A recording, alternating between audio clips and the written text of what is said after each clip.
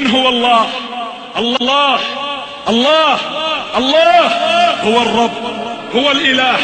هو الواحد، هو الأحد، هو الرحمن، هو الرحيم، هو الملك، هو القدوس، هو السلام، هو المؤمن، هو المهيمن، هو العزيز، هو الجبار، هو المتكبر، هو التواب، هو الواسع، هو الكريم، هو العفو، هو القدير، هو اللطيف، هو الخبير، هو السميع، هو البصير، هو النصير، هو القريب، هو المجيب، هو الرقيب، هو الحسيب، هو القوي، هو الشهيد، هو الحميد، هو المجيد، هو المحيط، هو الحفيظ، هو الحق المبين، هو القهار، هو الخلاق، هو الفتاح، هو الودود، هو الغفور، هو الرؤوف، هو الشكور، هو المتعال، هو المستعان، هو الوهاب، هو الخفي، هو الوارث، هو الولي،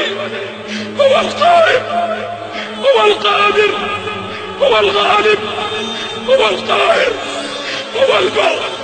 هو الحافظ، هو المليك، هو المقتدر، هو الوكيل، هو الكفيل، هو الكافي، هو الأكرم، هو الرزاق، هو ذو القوة المتين، هو غافر الذنب،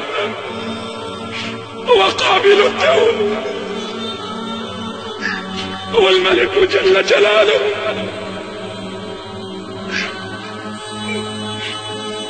لا إله إلا الله، ذلكم الله. لو أن أشجار البلاد جميعها الأقلام تكتبها بكل بنان، والبحر تلقى فيه 7 أبحر لكتابة الأسماء كل زمان نفدت، ولم تنفد بها كلماته، ليس الكلام من الإله من هو الله؟ الله الله الله هو الرب، هو الإله، هو الواحد، هو الأحد.